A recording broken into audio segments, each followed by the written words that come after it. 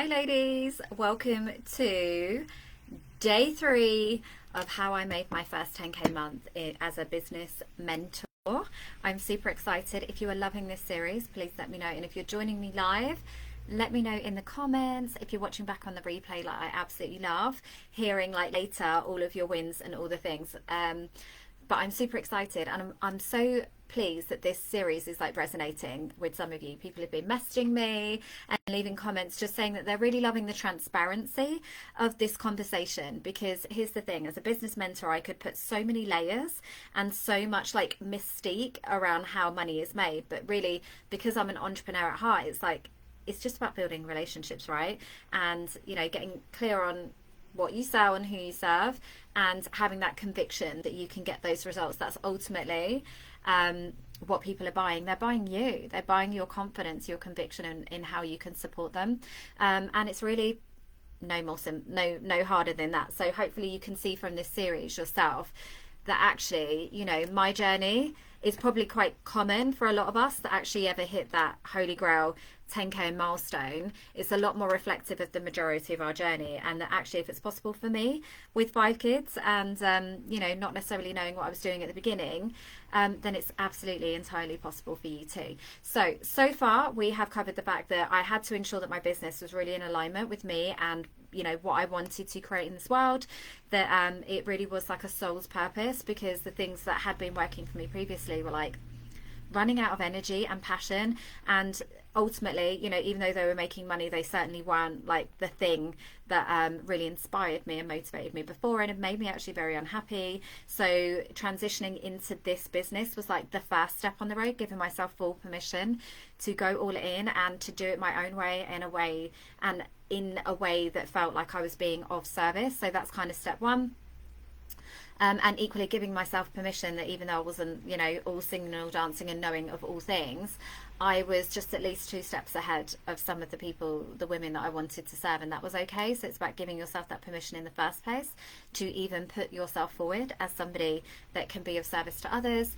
The next thing was around like really mastering my craft. So I mentioned that I'd like absolutely lowballed my prices from the outset, because I just wanted, and I'd even worked for other people as an online business manager, because I just wanted to get out there and ensure that I was doing a good job. Integrity was always something that felt really good to me, because intuitively I've never been somebody to do business like everybody else. So I wanted to make sure that I had all the facts, all the options, all of the strategies, all of the different ways that my clients could make money from the outset, so that when somebody was coming to me, I could almost have like a suite of options as to how we could get them their outcome. So that felt really good to me. That's definitely like in alignment with my values.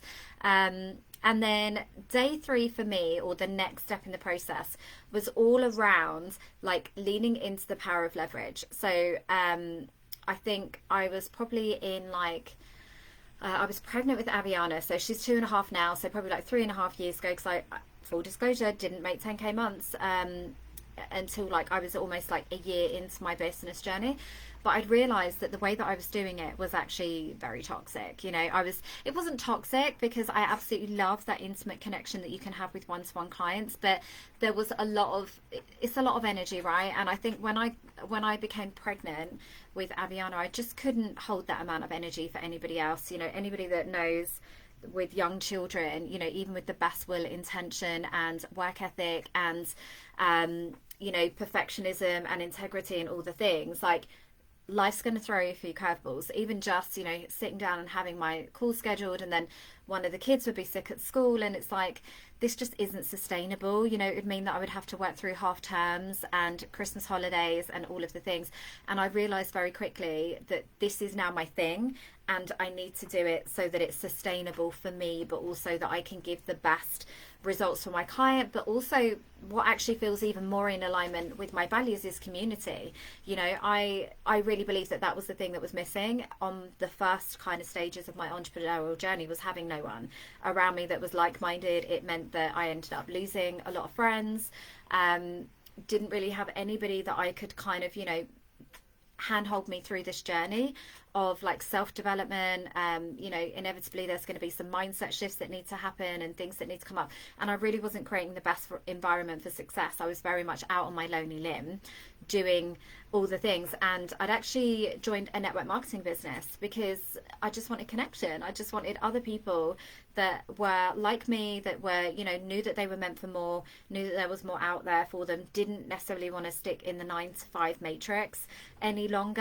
And I just didn't have anybody like that. Even now, I've got some business besties and stuff now, but you know, I've had to pay to play to be part of those masterminds and communities over the years. And then ultimately I just created my own. You know, I just created my own. And that was also a driving factor for me with my next stage, which was leveraging all of the incredible results that I got with my clients, really like analyzing of all the things that we've done, where are the commonalities, where are the common themes, common challenges, common steps, so that I could then create a one-to-many model and program that means that I could, you know, deliver the same great service with the same results, but perhaps not be so invested in the hand-holding one-to-one process. So, you know, building a list of resources that I would need to create as I went along that process, but also give my clients the benefit of a community and the added value of that space as well. So it's like a win-win all round.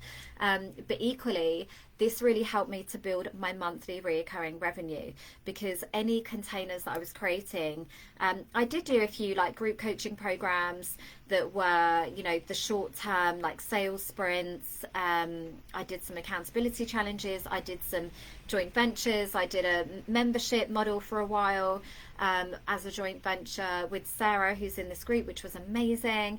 But really, I would say where I really started to make those strides forward in terms of building my own personal monthly recurring revenue was when I launched my business academy. So this was kind of like my one-stop shop, like signature home for all of the things that I was doing with my clients. Anytime I would create a resource, I would put it in there.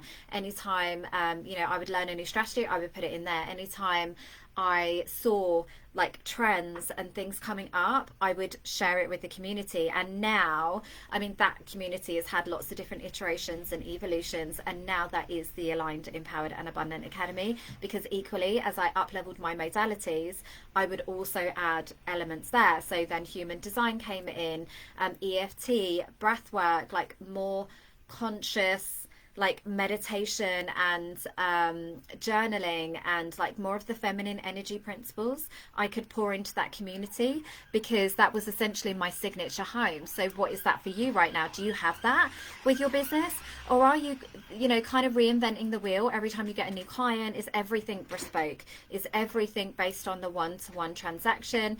Equally, if you have a product business, you know, is it just a one, like get your one thing and go, or is there an opportunity to build a subscription into your offers to really encourage that loyalty, increase your lifetime value with your clients, and give them that longer, you know, longer journey with you? So how this looked in my barbershop, I'd already intuitively knew this with my barbershop, was I actually built a subscription service. Sorry. Because I'd already realized that I needed to start promoting loyalty. You know, when I increased the price from £10 to £25, it's a very different customer profile, so therefore the expectations were a little bit higher in terms of the whole experience and journey. But it was like, once I've got hold of these people that get it, that you know, want to have a whiskey and want to be in a really intimate, like a gentleman's like lounge type feel to the barbershop, like let's get them coming back, let's reward them for that loyalty, let's keep them in our world for longer. So that meant like loyalty schemes, obviously, but also subscription based services where they could pay like a reoccurring payment. That would mean that not only would they get the haircut and obviously ensure that they come in for it, but they would also get like other discounts and other access to other services, and like just a slightly better service and value offer to promote, to reward them for that loyalty and, you know, keep coming back essentially. Oh, I've just realized my cup's got a chip. That's super annoying. That's so annoying. I love this mug. So what could that be for your business right now? And this for me is equally, obviously, so here's the thing. I had a really bad pregnancy. I was super sick. and I had a lot of personal things that went on that meant that I just couldn't be forward facing on my socials every day, doing like the whole show and pony thing where it's like, love me, work with me, let me help you, because I just genuinely didn't have the energy or the capacity. So I had already started to think about this concept of this, I think it was the Startup to Scale Up Business Building Academy, I think that's what it was. That was the first iteration. And so therefore I sold it in a very organic way. I knew I needed women in my world for longer. I needed it. Let's be fucking honest. Like, I was pregnant with 4 kids on my own. Like, I needed that reoccurring revenue and that comfortable safety, like predictable income. I didn't want to be live launching whilst breastfeeding, you know, with a baby and all the things. And equally, I needed to keep my space, like, I was very like vulnerable at that point. I needed to keep my space nice and intimate. I'd already worked with some incredible women that it's almost like we'd only scratched the surface of what the potential was for their business. So that very first launch was very much by invitation only, where it was like, hey, I know we worked before, or you seem to be like a really great ambassador for my values, like you're always commenting on my stuff, you're always liking it, I love your business, I'd love to help you. And it was very much like just like beautiful organic by invitation launch, which gave me enough monthly recurring revenue that I could then use that as a platform to jump off of, so that I could then leverage the results that were being created in there, to then, you know, welcome in more women from my world when I did return from socials. It gave me all of the social proof that I needed. It gave me all of the confidence that I needed. It gave me a great environment to like test, tweak, get feedback, because I always love to collaborate and, you know, create in collaboration with my audience. And it was just a really beautiful like journey and container that would have been perfect for me, you know, to have that proximity to somebody that's so heart-led and such a beautiful intimate community that's been handpicked for their values and the potential of their business and all of the things. I would have loved that, because what I did instead was invested in high ticket group coaching programs where it was like hundreds of women in that you never get to meet each other, you never get to know each other, and that just the way that I did that just seemed to happen naturally. But I'm so grateful that it did, because that is how I've now run all of my containers going forwards. I really advocate for the long-term transformation, long-term relationship building, long-term journey when it comes to your business. Because here's the thing, you've probably got 5 different iterations and evolutions of your business in you, even just at this point. And who knows, by the time you get to version number 4, what might be coming next. I really believe that we are meant to evolve and expand, and our business is meant to evolve and expand with us. But if you don't have an environment where it's kind of a bit of all things that can transform you from the inside out as well as the business, then you don't have that freedom to move. You're just stuck in this tried and tested method. And for me, like I say, having that space and just identifying and seeing for myself, you know, how these women actually don't need live launches. They don't need high injections of cash. They need that stability. They need that longer term relationship with their clients. That's what really made, you know, just cemented it for me. And I was talking long ago about monthly reoccurring revenue when everybody else is talking about the high ticket months and the pay in full clients. I was like, no girl, but you don't want to be doing that. You want to be over here. And I love a payment plan. I've got clients that work with me that are almost apologetic, where they're like, I'm so sorry, I haven't got the pay in full right now. And I'm like, that is fine. Like that really helps to stabilize and regulate my nervous system around money. That helps me to turn up with a whole new attitude. That helps me to have conviction in what I'm selling, because I can afford to turn people away from my offers if they don't feel aligned. It means that I can show up with a whole new energy, make different decisions, have a whole new set of boundaries, and really build my business on my own terms. So if you don't have something in your offer suite right now that gives you that predictable reoccurring revenue, whether it's a membership, an academy, a subscription, a mastermind, any of those sort of things, or even just long-term containers for your one-to-one clients, then I really strongly encourage you to reevaluate that, because that was really a turning point for me. That just kind of really brought everything in a full circle moment, and just gave me a container for myself, not only for my clients, but to really thrive as that leader, as that mentor. Gave me a nice, beautiful, reoccurring revenue that I could then use as a platform to do other things, to take risks, to be more creative, to make investments into myself. So obviously then I started investing in my own masterminds and my own higher ticket mentors because I had this recurring revenue. I could do that with confidence. So if you don't have that right now, I would really love to invite you to come and join me inside the Aligned, Empowered and Abundant Academy. This is like my love language. It's what I talk about all the time. It's always front of mind when I'm working with women who have families and lives and other things going on. You don't ever want to feel that pressure where you need to be on in your business 24/7, and if you stop, your business stops. You have to really find these smart ways of leveraging the people that are coming into your business, but also to stop them from leaving, like all of these things. Make sure you're not leaving money on the table. Make sure you're not working harder than you need to be. Make sure that you've got that monthly recurring revenue and that you are focused on wealth building rather than cash creation. Like, it's got to be that shift, and not every coach will tell you that. That's the thing.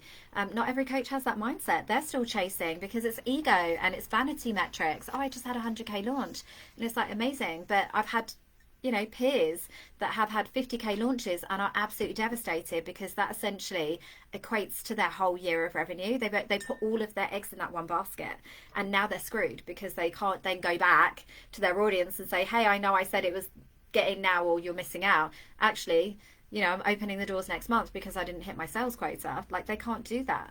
So then they're kind of screwed and operating from a whole place of scarcity and just not good vibes. And who wants to live that life? That's not for me. Otherwise, you might as well just go back to corporate. So if all of this is resonating with you right now and you're like, yes, I need to figure out a way to do that in my business, then please come and join me inside the academy, because genuinely, this is what we are doing from the outset, is supporting the women to build sustainable businesses that are scalable and fully optimized financially. Even if you have a network marketing business, let me know, because I have something else for you that is included in the academy, but also might help you with that as well. Even if you're not necessarily selling your products, you're selling somebody else's, then I have the Little Red Book Society as well, which is essentially a network marketing membership for women in business, where you can get in front of your ideal client and build those long-term relationships so they become the gift that keeps on giving. So let me know if this has resonated with you today. Obviously, I'll be back in tomorrow again for day 4, which is how I then took that monthly recurring revenue and leveraged it even further. But I hope that you're enjoying the series. Let me know your feedback, your thoughts, and I will see you tomorrow or in the comments.